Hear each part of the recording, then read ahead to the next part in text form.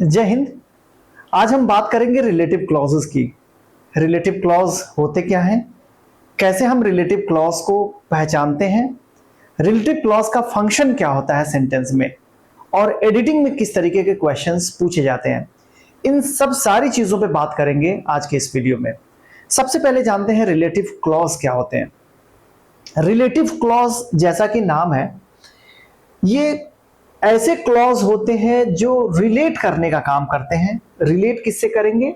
अपने पहले आने वाले नाउन या नाउन फ्रेजेस या प्रोनाउन को। ठीक है, तो देखिए कैसे ये रिलेट करते हैं। ये सेंटेंस है हमारे दो, the young man dropped us home and the young man is my neighbour.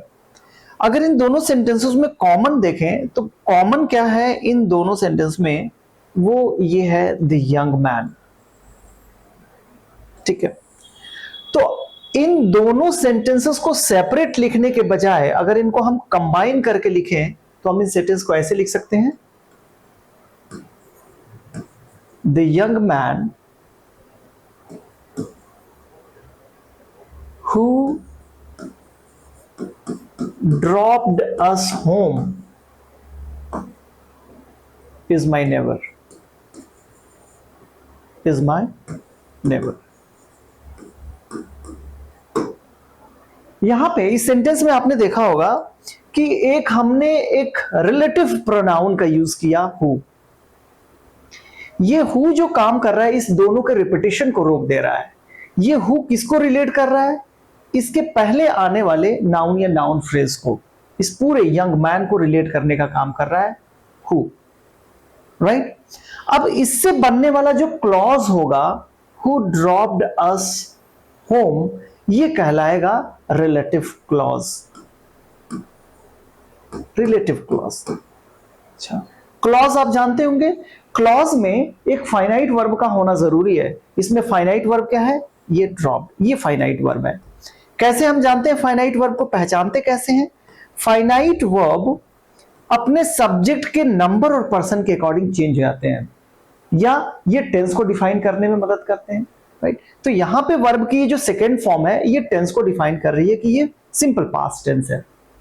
ठीक है, तो ये चीजें समझ में आ गई होंगी कि रिलेटिव जो प्रोनाउन होते हैं वही एक रिलेटिव क्लॉज बनाते हैं, और ये रिलेटिव क्लॉज का काम क्या होता है? अपने पहले आने वाले नाउन या नाउन फ्रेज को मॉडिफाई करना, उनके बारे में और डिटेल जानकारी देना।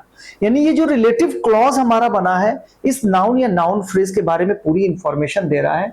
और आपको ये पता होगा, अगर कोई वर्ड या ग्रुप ऑफ वर्ड किसी नाउन या नाउन फ्रेज के बारे में इंफॉर्मेशन देता है तो वो कहलाएगा एडजेक्टिव। अगर एक सिंगल वर्ड है तो वो एडजेक्टिव फ्रेज हो सकता है, अगर ग्रुप ऑफ वर्ड है और उसमें कोई फाइनाइट वर्ब नहीं है, या उसको वो एडजेक्टिव क्लॉज हो सकता है। तो यहां पे देखेंगे चूंकि एक फाइनाइट वर्ब है, सब्जेक्ट भी यही है हु, और यहां पे एक फाइनाइट वर्ब है, तो ये क्लॉज बना, और ये जो क्लॉज है वो इस नाउन फ्रेज को मॉडिफाई कर रहा है, तो ये एक एडजेक्टिव क्लॉज भी होगा। यानी रिलेटिव जो क्लॉजेस जो हमारे होते हैं वो हमारे एडजेक्टिव क्लॉज होते हैं। ठीक है, क्लियर होगी बात? तो रिलेटिव क्लॉजेस क्या होते हैं? रिलेटिव क्लॉजेस, और आप इनको एक और भी नाम से जानते हैं, इनको आप सबऑर्डिनेट क्लॉज के नाम से भी जानते हैं। क्यों? क्योंकि अगर सिर्फ ये क्लॉज जो है यहां पे हु ड्रॉप्ड अस होम, अगर सिर्फ इस क्लॉज को पढ़ा जाए तो ये कंप्लीट सेंस नहीं देता। क्लॉज वैसे भी कंप्लीट सेंस नहीं देता है जब तक वो मेन क्लॉज के साथ ऐड ना हो जाए।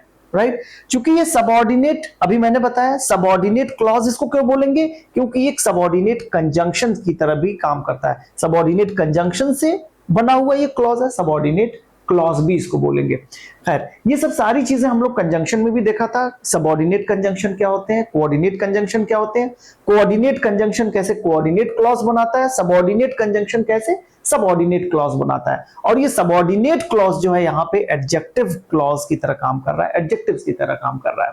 राइट, तो रिलेटिव, आप इसको रिलेटिव क्या नाम दे सकते हैं? क्लॉज दे सकते हैं। इसको आप एडजेक्टिव क्लॉज बोल सकते हैं, इसको आप सबऑर्डिनेट क्लॉज भी बोल सकते हैं।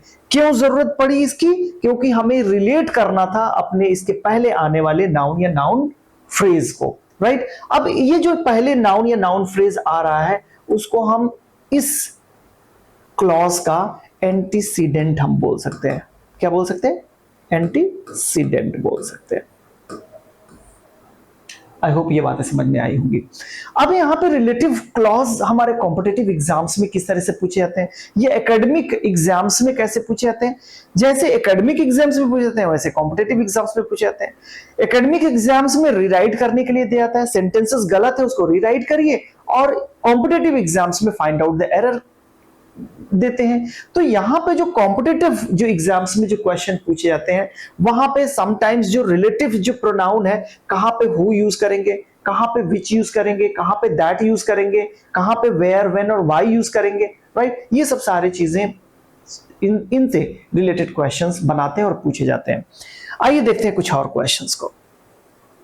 यहां पे देखिए, इसमें देखिए, did you like the food that we eat at the restaurant. यहां पे आप जो रिलेटिव क्लॉज है वो रिलेटिव क्लॉज यहां पे that we eat at the restaurant, ठीक है। इस सेंटेंस में देखिए, this is the house where we lived 5 years ago, where we lived 5 years ago।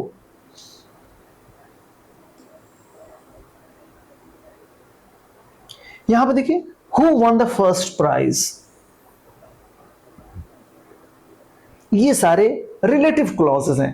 कैसे हमने पहचाना? देखिए, did you like the food that we eat at the restaurant, यहां पे जो है हमारा एक रिलेटिव प्रोनाउन दैट का यूज हुआ है। रिलेटिव प्रोनाउन जो होते हैं आपको पता होगा, आप हु यूज करते हैं रिलेटिव प्रोनाउन के रूप में, विच यूज करते हैं, दैट यूज करते हैं, ठीक है। आप हु का ऑब्जेक्टिव केस आप यूज कर सकते हैं, हुम, इसका पॉसेसिव केस यूज कर सकते हैं, हुज। तो ये जितने भी हु हैं वो रिलेट करने के लिए, यानी कि ये रिलेट हमेशा नाउन को ही करते हैं, ये नाउन या नाउन फ्रेज को करते हैं, और ये हमेशा पर्सन के लिए यूज होता है। यानी अगर पर्सन को रिलेट करना है तो आप हु का यूज करेंगे, थिंग्स को रिलेट करना है तो आप विच का यूज करेंगे, पर्सन और थिंग्स दोनों को रिलेट करना है, राइट, तो हम उस कंडीशन में दैट का यूज कर ले जाते हैं। दैट सबसे इंपॉर्टेंट है, ये चीजें हम देखेंगे डिफाइनिंग और नॉन डिफाइनिंग रिलेटिव क्लॉजेस जब हम पढ़ेंगे तो, राइट। तो यहां पे जितने भी अंडरलाइन पार्ट्स है वो सारे के सारे रिलेटिव क्लॉज हैं। रिलेटिव क्लॉज क्यों है? क्योंकि इसमें एक फाइनाइट वर्ब है, जिसमें देखेंगे उसमें एक फाइनाइट वर्ब आपको मिलेगा, यहां पे एक फाइनाइट वर्ब मिलेगा, यहां पे एक फाइनाइट वर्ब मिलेगा, राइट। इसमें एक सब्जेक्ट भी मिल जाएगा, यहां पे ये सब्जेक्ट का काम कर रहा है, यहां पे ये सब्जेक्ट है, यहां पे ये सब्जेक्ट है, और ये फाइनाइट वर्ब है, राइट। इस तरह से ये रिलेटिव क्लॉज है। किसको रिलेट कर रहा है? यहां पे ये फूड को रिलेट कर रहा है। यहां पे हमने दैट यूज किया हुआ है। Did you like the food, यहां पे इस फूड, ये डेफिनेट फूड है, यहां पे किसी पर्टिकुलर फूड के बारे में बात की जा रही है, इसलिए यहां पे दैट का यूज किया गया है, राइट, इसको रिलेट करने के लिए। इतनी बातें क्लियर हो रही है? This is the house where we lived 5 years ago। यहां पे उस हाउस के बारे में बात की जा रही है, उस प्लेस के बारे में बात की जा रही है। वो हाउस एक प्लेस है रहने की, तो यहां पे इसको रिलेट करने के लिए, इस नाउन को रिलेट करने के लिए हम वेयर का यूज करते हैं। इनको हम रिलेटिव एडवर्ब्स भी यूज करते हैं। तो यहां पे हमने विच का यूज नहीं किया, हमने यहां पे दैट का यूज नहीं किया, हमने यहां पे वेयर का यूज किया। क्यों? क्योंकि वो एक प्लेस के बारे में बात की जा रही है, और प्लेस अगर ऐसा कोई नाउन है, प्लेस को रेफर कर रहा है, तो उसको रिलेट करने के लिए हम वेयर का यूज कर देते हैं, ठीक है।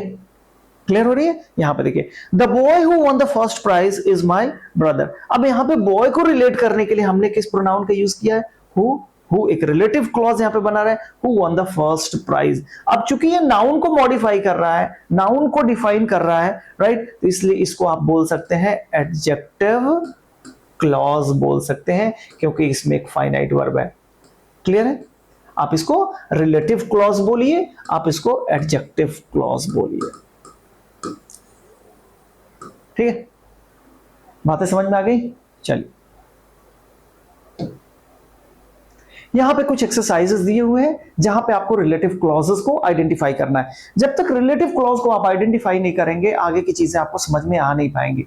अब इसमें आपको रिलेटिव क्लॉज को आइडेंटिफाई करना है और इसके एंटीसीडेंट्स को भी आइडेंटिफाई करना है कि ये किसको, रिलेटिव क्लॉज किसको मॉडिफाई कर रहा है, राइट। तो अगर फर्स्ट सेंटेंस देखें, Maria who is my neighbour goes to office by car, तो यहां पे जो रिलेटिव क्लॉज है वो है हु इज माई नेबर, ठीक है। इसमें मेन क्लॉज कौन है, यहां पे Maria goes to office by car, लेकिन मारिया को और ज्यादा डिस्क्राइब किया है इस रिलेटिव क्लॉज ने, who is my neighbour, Maria को डिफाइन कर दिया हु इज माई नेबर, ठीक है। तो ये रिलेटिव क्लॉज है और चूंकि ये मारिया नाउन को मॉडिफाई कर रहा है तो इसलिए इसको एडजेक्टिव क्लॉज भी बोल सकते हैं आप, इसको आप रिलेटिव क्लॉज भी बोल सकते हैं। रिलेटिव क्लॉज डिफाइन कर रहा है, इसके एंटीसीडेंट कौन हो गए, मारिया, ठीक है।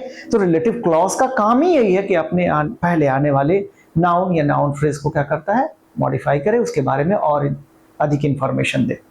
यहां पर देखिए, God helps those who help themself, God helps those who help themselves. अब यहां पे हु हेल्प देमसेल्व्स, यहां पे एक रिलेटिव क्लॉज है, किसको मॉडिफाई कर रहा है यहां पे, हु, यहां पे those, God helps those who help themselves, ठीक है, क्लियर है। यहां पे दोज क्या है, पीपल ही होंगे ना, गॉड किसकी मदद करेगा, उन लोगों की मदद करता है जो अपनी मदद खुद करते हैं, ठीक है। Please introduce me to the man who is talking to Heena, please introduce me to the man, यहां पे देखिए who is talking to Heena, ठीक है। हु किसके लिए आ रहा है, द मैन, इस नाउन फ्रेज के लिए आ रहा है, ठीक है। तो ये एंटीसीडेंट हो गया और यहां पे ये रिलेटिव क्लॉज हो गया, clear.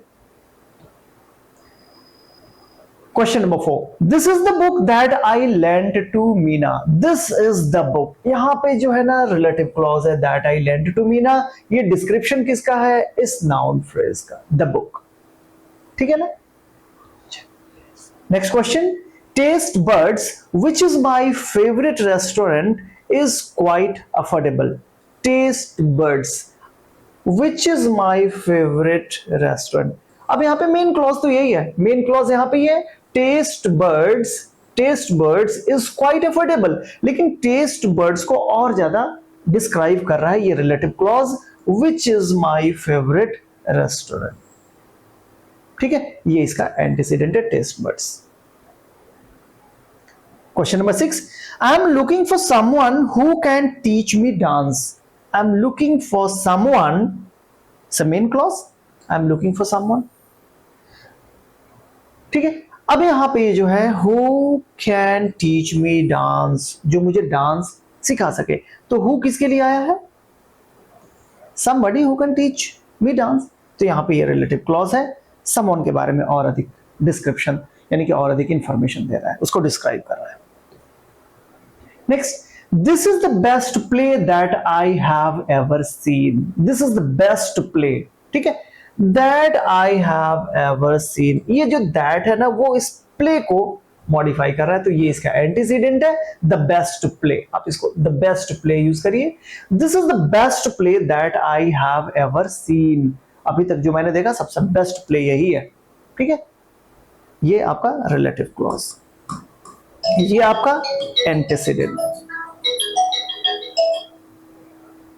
Next question, Nehru's The Discovery of India, which Jania read in 4 days, inspired her greatly. अब यहां पे देखिए, Nehru's The Discovery of India, which Jania read in 4 days, which Jania read in 4 days. अब यहां पे main clause क्या है, Nehru's The Discovery of India inspired her greatly, यहां पे ये पूरा का पूरा इंडिया एंड देन यहां से इंस्पायर्ड ग्रेटली, ये मेन क्लॉज है। सबऑर्डिनेट इसमें क्लॉज क्या है, यहां पे ये सबऑर्डिनेट क्लॉज, आप इसको बोलिए, आप इसको रिलेटिव क्लॉज बोलिए, आप इसको क्या बोल सकते हैं, सबऑर्डिनेट क्लॉज आपने बोल दिया, आपने इसको रिलेटिव क्लॉज बोल दिया, या आप इसको एडजेक्टिव क्लॉज भी बोल सकते हैं, ठीक है, एडीजे एडजेक्टिव क्लॉज, इसको 3 नाम से आप जान सकते हैं। इसका काम ही है अपने पहले आने वाले नाउन या नाउन फ्रेज को मॉडिफाई करना। तो यहां पे मॉडिफाई किसको कर रहा है? Nehru's the discovery of India. ये पूरे के पूरे नाउन फ्रेज को क्या कर रहा है? मॉडिफाई कर रहा है। कौन सा क्लॉज? विच जानिया रेड इन 4 days। सबऑर्डिनेट क्लॉज, अगेन मैं बता दूं, सबऑर्डिनेट क्लॉज अपनी मीनिंग खुद नहीं देता जब तक ये मेन क्लॉज से मिल ना जाए। क्यों? सिर्फ अगर इतना लिखे विच जानिया रेड इन 4 days, इसका कोई सेंस नहीं बनता, क्योंकि विच रिलेट करने के लिए कोई नाउन या नाउन फ्रेज चाहिए। ठीक है, सो आई होप कि ये आइडेंटिफिकेशन आपका क्लियर हो रहा होगा। नेक्स्ट क्वेश्चन देखिए, the movie that we watched last night was thought provoking. तो यहां पे देखिए that we watched last night, यहां पे मेन क्लॉज क्या है? The movie was thought provoking. यहां पे तो क्लियर हो रहा है ना, मेन क्लॉज हमेशा अपना सेंस देता है। कौन सा सेंस देगा? That we watched last night, ये सेंस नहीं दे रहा है। जब इसके साथ ये मिलेगा ना तब ये पूरा का पूरा सेंस देगा। अब यहां पे दैट, ये क्या है? एक रिलेटिव क्लॉज है। किसको रिलेट कर रहा है? अपने पहले आने वाले नाउन फ्रेज को। ठीक है, तो ये क्या हो जाएगा? एडजेक्टिव फ्रेज हो जाएगा। रिलेटिव, आप रिलेटिव क्लॉज बोल सकते हैं, सबऑर्डिनेट क्लॉज इसको बोल सकते हैं, क्योंकि ये सबऑर्डिनेट कंजंक्शन से जुड़ा हुआ है। क्लियर है ना? तो यहां पे ये हो गया आपका रिलेटिव क्लॉज, ये हो गया आपका एंटीसीडेंट। ठीक है, लास्ट क्वेश्चन देखिए, the doctor who treats my mother usually has moved to another city. The doctor who treats my mother, यहां पे मेन क्लॉज क्या है? The doctor usually has moved to another city, ये main clause है। यहां पे ये सबऑर्डिनेट क्लॉज है, यहां पे ये रिलेटिव क्लॉज है जो अपने पहले आने वाले नाउन को मॉडिफाई कर रहा है। उसी डॉक्टर के बारे में बात की जा रही है, ये पूरी डॉक्टर का डिस्क्रिप्शन है। हु ट्रीट्स माय मदर, ठीक है, क्या करता है? Usually has moved to another city, usually क्या करता है? दूसरे सिटी में मूव करता है। सो आई होप यहां पे आपका डिस्क्रिप्शन पूरा क्लियर होगा। आप इस वीडियो के थ्रू आपको एंटीसीडेंट पहचानने में कोई दिक्कत नहीं आ रही होगी। रिलेटिव क्लॉजेस अब आप पहचान पा रहे होंगे। रिलेटिव क्लॉज को किस नाम से और नाम से जानते हैं, उनका काम क्या है, ये चीजें आपको क्लियर हुई होंगी। अगले वीडियो में हम देखेंगे डिफाइनिंग और नॉन डिफाइनिंग क्लॉजेस, जिसमें हम ये जानने की कोशिश करेंगे कि दैट और विच कैसे यूज करते हैं, कब इसको हम इसको रिमूव कर सकते हैं, कब इनके बिना भी लिख सकते हैं। ये काफी इंपॉर्टेंट वीडियो होगा। अगले वीडियो में हम इस कॉन्सेप्ट के साथ मिलेंगे। See you in the next video.